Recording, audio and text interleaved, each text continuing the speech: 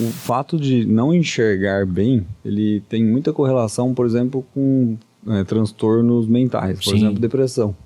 Então, existe um trabalho científico muito legal que mostra que os idosos que fazem cirurgia de catarata e que voltam a enxergar antes, eles têm uma qualidade de vida melhorada e eles têm menores índices de depressão, ansiedade e vivem mais. Olha que legal. Que sensacional. Então, por quê? Porque o cara que ele é mais depressivo, ele tem menor chance de viver mais, porque ele tem mais doenças, ele fica mais em casa, ele é menos ativo.